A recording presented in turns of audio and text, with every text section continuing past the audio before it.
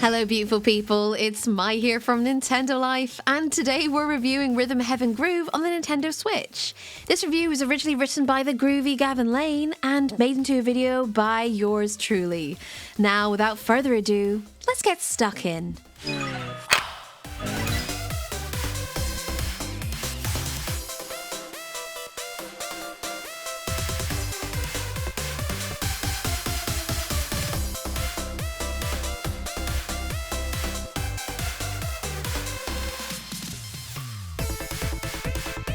We remember thinking that 2023's Tears of the Kingdom was the perfect bookend for Switch 1, a fitting sign-off for a generation which began the transformative open-world take on Hyrule. But Switch 2 wouldn't arrive for another couple of years, which means it's a very different game that gets the Swan Song label. And low-key as it is, Rhythm Heaven Groove is the perfect encore for a little system that sought to match the rhythms of 21st century gamers. It's also perhaps the best justification for tabletop mode yet made, though for irritating reasons. For fans of the series, which started on GBA in Japan as Rhythm Tengoku in 2006 before getting DS, Wii and 3DS entries in the decade that followed, we'll save you some time. This is a Rhythm Heaven game, unless you're European, in which case it's a Rhythm Paradise game. It's great and you won't be disappointed. For the uninitiated though, some background. Last seen in 2016's Megamix, this is a rhythm series which relies on beat-synced button presses. But only this time folks, the touchscreen isn't used. With surreal anything-goes visuals and a bright, thick outline aesthetic, we're only a hop, skip and tap away from the WarioWare series here. But Rhythm Heaven is its own thing. You get a grid of themed mini-games that unlock sequentially. Groove's first game has you jumping through hoops as a little round dude. The second, opening and closing a head-mounted umbrella as a little brolly dude.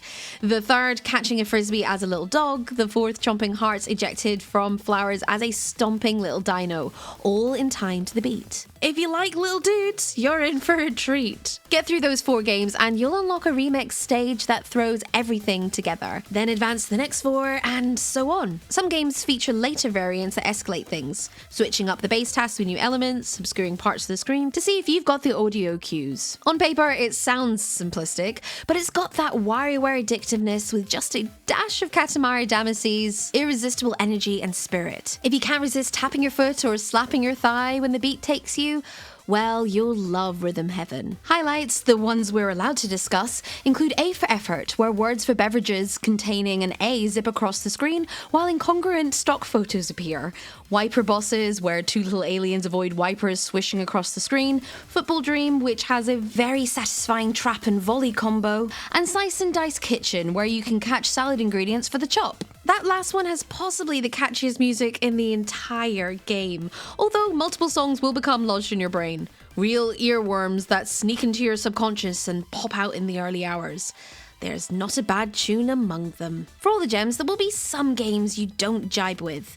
In particular, we struggled with Can Do, which sees you crushing cans with a big hammer, and Yumbot Simulator, where you catch falling puddings over a conveyor belt and zap defective ones with your laser eyes.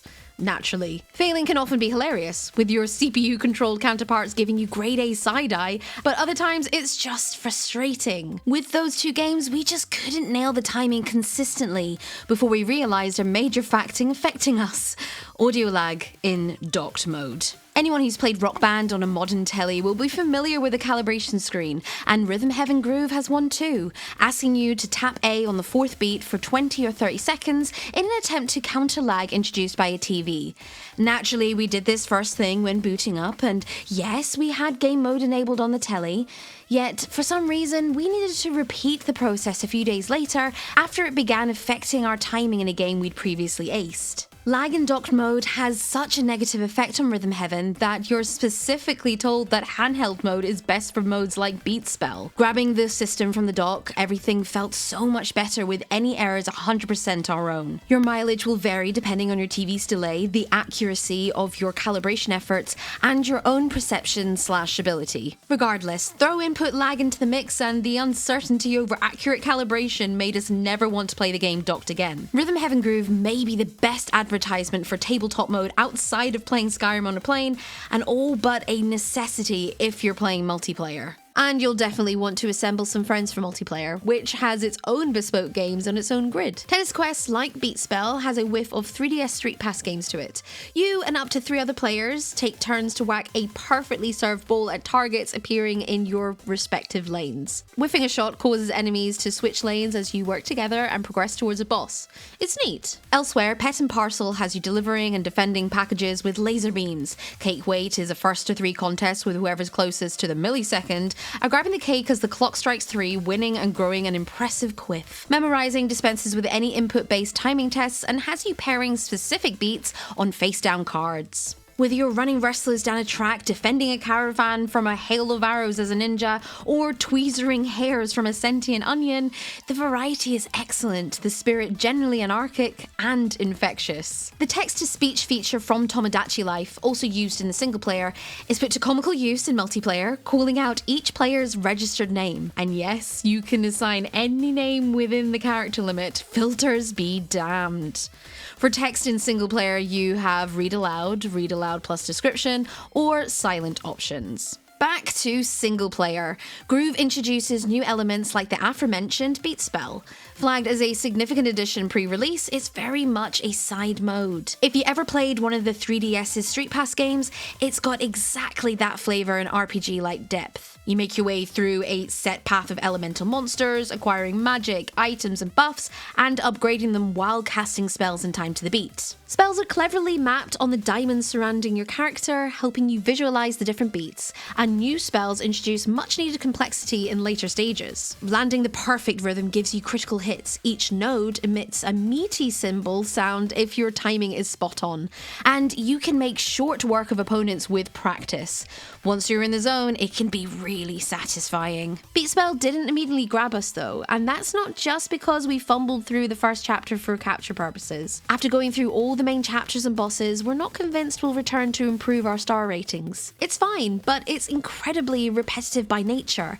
A war of attrition against enemy health bars where music takes a backseat. It gets pretty metal, but battles of indefinite length necessitate looping beats, meaning that one of RGH's main hooks, its irresistible tunes, isn't such a factor in this mode. We admire the effort to try something new, but Beat Spell falls a little flat. Treated as a side mode in a mini-game bonanza though, it's nothing to get upset about, and perhaps it'll hit for you. There's certainly more to it than meets the eye, it just didn't grab us like everything else in the package. Bolstering said package beyond the basic rhythm game grid, Drum Lessons map drums to buttons. You'll need some very fine calibration to get that working well on the telly. Score Attack features its own games, plus there's a good handful of unlockable single and multiplayer rhythm toy box games. Novelties that prove particularly handy if you've got kids who don't yet have the skills to stick to the beat. Throw in more unlockables to peruse and rhythm reference, a jukebox and other secrets locked behind the medals, and you've got loads to keep you going, whether you're a Switch 1 stalwart or, like us,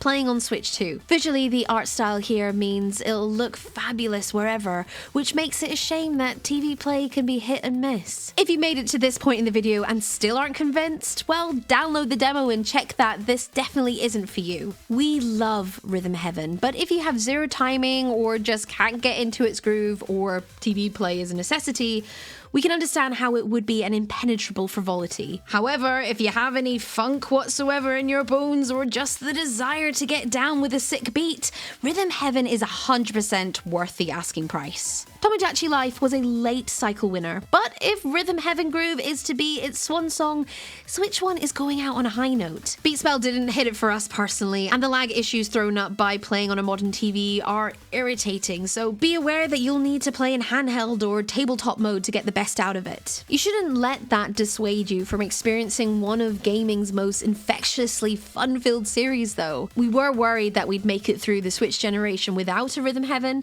but coming just over a decade after the last, Nintendo has snuck out one final hit for the old Switch. A surprise and a delight indeed. We here at Nintendo Life give Rhythm Heaven Groove on the Nintendo Switch an 8 out of 10.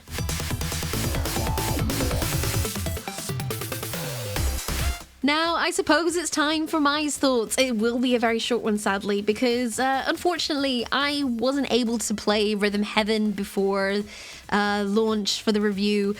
But I did play the demo, which was a heck of a lot of fun, I've got to admit. A bit like Gav, I have a bit of a weird thing with timing. So with me, even though I was playing it docked, I personally didn't have any lag issues in my brain because I kind of preempted the beat as it went on. I also did have a go at it as well, multiplayer with my other half with plucking the onion hair, which was just so bizarre. It was a very, very strange experience nonetheless, but I think overall my favorite thing about Rhythm Heaven, at least the single player mode of what I played in the demo, was how yes, you had all like the different mini games, which was really, really fun. And I love the little dudes as well, which was great. I really kind of got in the groove when it came to the very hungry dino and when it went to the remix mode. There were ones obviously that I didn't like, that I wasn't a huge fan of the little round dude jumping through the hoops because I felt so bad every time I messed up the beat because of, well, I guess in this case it is a little bit of a latency issue and lag. But just the little guys, the art style as well, I thought was really, really gorgeous. And seeing the lovely footage that Gav took for the video really kind of makes me excited to play it properly, you know, actually get the game and try it out for myself. But who knows, maybe I'll be back in my rhythm game era before we know it.